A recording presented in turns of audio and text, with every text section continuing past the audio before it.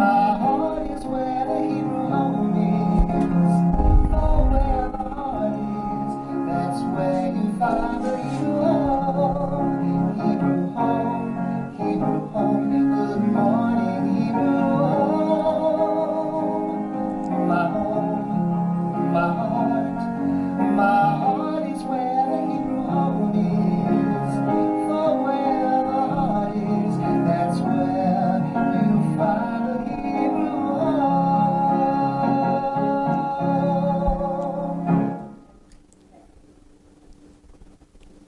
Good morning, everyone. Welcome to another edition of Good Morning Hebrew Home. I am your Thursday host, Catherine Farrell, and this is Good Morning Hebrew Home. Yes, we are here live in Studio B, and we have an exciting episode for you. I'll give you a little hint. If you're not fond of spiders, you may want to skip our positive news story. Anyway, it's really interesting, though. I suggest you all stick around for it because you will not want to miss it. Anyway, moving on. It's Thursday, April 22nd. The time is 10:33. Our weather for today. All right, so yes, it's spring, everyone. That's great, but it's a little chilly today. It's going to be partly to mostly cloudy and very windy.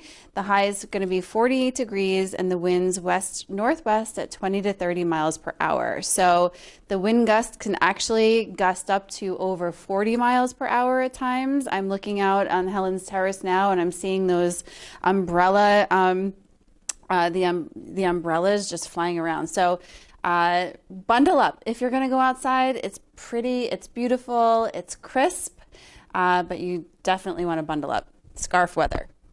Anyway, our national days for today. It's National Girl Scout Day. Did everyone order your cookies? I ordered probably 25 boxes of cookies, even though I don't even eat cookies myself, but I have a husband and 2 boys who will gladly make those disappear. And it's National Jelly Bean Day. It's also National Take Our Daughters and Sons to Work Day. I would love to bring my sons and daughter here, but unfortunately I cannot yet. National Teach Children to Save Day.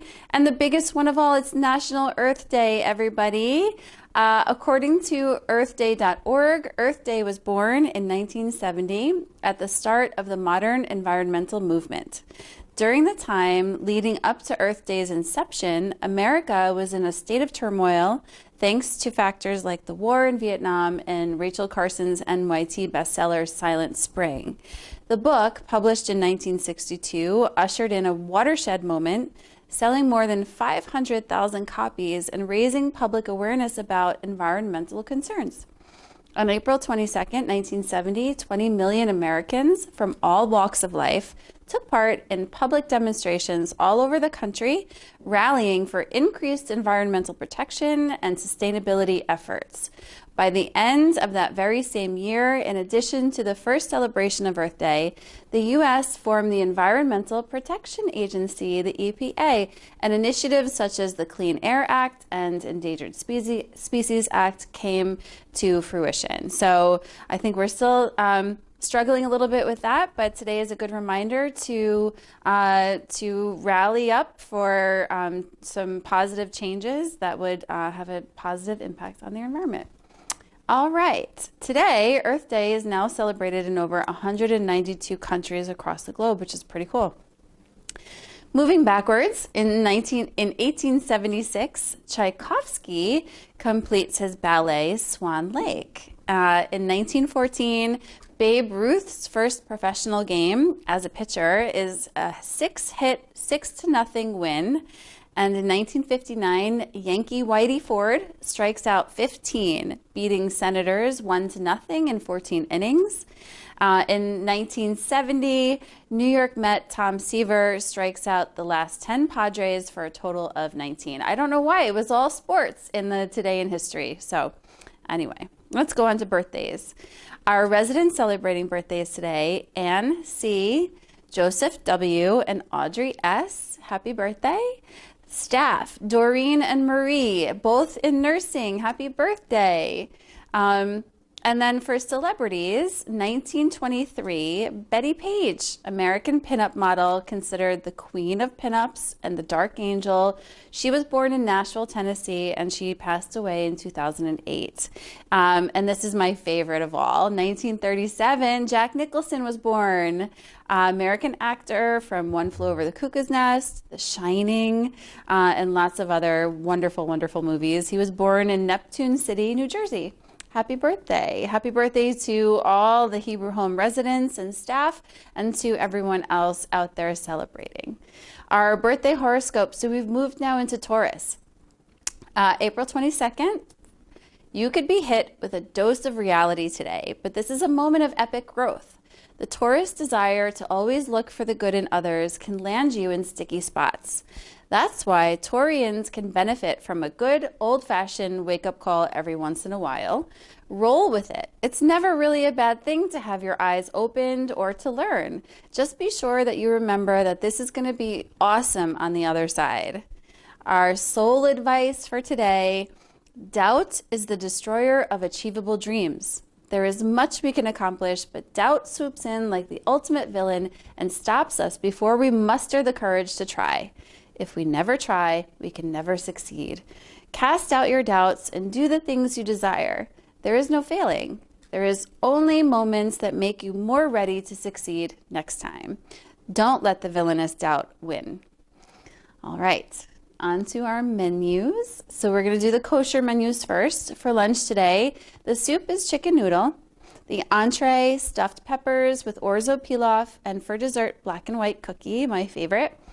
Then for dinner. Our soup is a cream of cauliflower.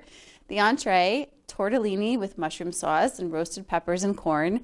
And then for dessert, vanilla ice cream. Also sounds delicious. On to the non-kosher menu. Lunch, the entree is chicken parmesan with spaghetti and marinara sauce, broccoli and cauliflower in garlic sauce. And then for dessert, rainbow sherbet. Rainbow sherbet. We got it. Dinner, the soup is tomato bisque with the entree being fish and cheese on a bun with cucumber pineapple salsa. And for dessert, Jell-O. All right, so we haven't had any viewer mail in a while. Please send us your comments, your thoughts, your questions, whatever you want us to talk about. This show is very amorphous and constantly changing, and we're bringing new topics in and going with whatever the residents really want to know about or see or listen to or hear about. So definitely let us know. You can reach out to your friendly tap staff person, or you can call and leave a message dialing 2813 from any internal phone. Okay, so here we go with the positive news story. I didn't mean to scare anybody at the beginning. This, it's about spiders, and I actually happen to love spiders. Whenever they come into my home or I find them in my home, I don't kill them. I will always get a piece of paper and a glass or a cup so that they don't fall and disappear as I'm taking them out the door. But I like gently put them outside. Spiders are great. They actually, they eat the bad bugs that may be in your home.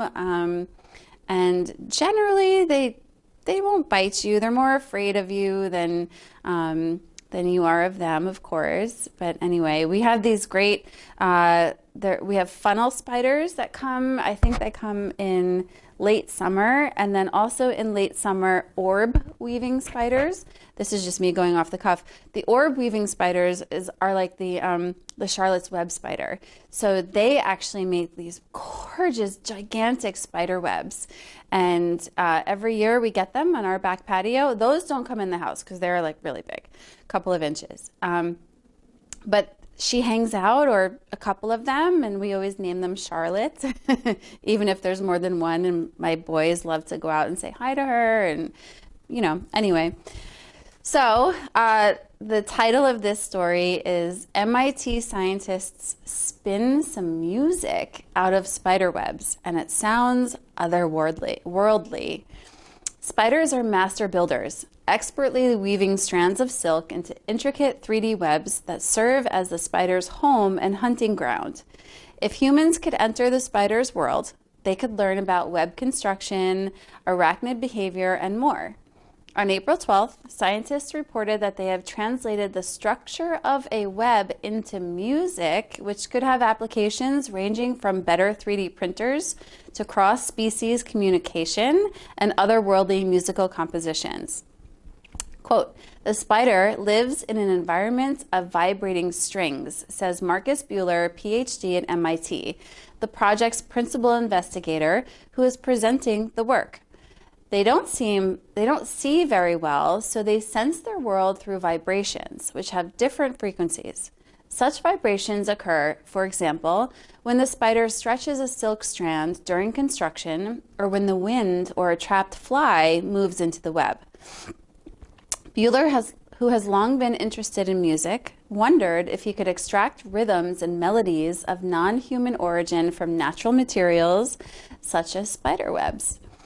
Webs could be a new source of musical inspiration that is very different from the usual human experience, he says. In addition, by experiencing a web through hearing as well as vision, Buehler and colleagues at the Massachusetts Institute of Technology, which is MIT, together with collaborator Tomas Saraceno at Studio Tomas Saraceno, hoped to gain new insights into the 3D architecture of construction of webs. With these goals in mind, the researchers scanned a natural spider web with a laser to capture 2D cross-sections and then used computer algorithms to reconstruct the web's 3D network. The team assigned different frequencies of sound to strands of the web, creating notes that they combined in patterns based on the web's 3D structure to generate melodies. The researchers then created a harp-like instrument and played the spiderweb music in several live performances around the world. The team also made a virtual reality setup that allowed people to visually and audibly enter the spiderweb. The virtual reality environment is really intriguing because your ears are going to pick up structural features that you might not be able to see immediately or recognize. By hearing it and seeing it at the same time, you can really start to understand the environment the spider lives in. To gain insights into how spiders build webs, the researchers scanned a web during the construction process, transforming each stage into music with different sounds. The sounds are harp-like instruments, make changes during the process, and reflect the way the spider builds the web. So we can explore the temporal sequence of how the web is being constructed in audible form. This step-by-step knowledge of how a spider builds a web could help in devising spider mimicking 3D printers that build complex microelectronics. The spider's way of printing the web is remarkable because no support material is used, as is often needed in current 3D printing methods. In other experiments, the researchers explored how the sound of a web changes as it's exposed to different mechanical forces, such as stretching. In the virtual reality environment, we begin to pull the web apart, and when we do that, the tension of the strings sound they produce change. At some point, the strands break and they make a snapping sound, Buehler says. The team is also interested in learning how to communicate with their spiders in their own language. They recorded web vibrations produced when spiders perform different activities, such as building a web, communicating with other spiders, or sending courtship signals. Although the frequencies sounded similar to the human ear, a machine learning algorithm correctly classified the sounds into different activities. Now we're trying to generate synthetic signals to basically speak the language of the spider. If we expose them to certain patterns of rhythm or vibrations, can we affect what they do, and can we begin to communicate with them? Those are really exciting ideas. So let's take a listen. There's some really intricate visuals that go with this, but I thought I would bring in just the sound for now so that you can all hear what spider webs sound like. Let's take a listen.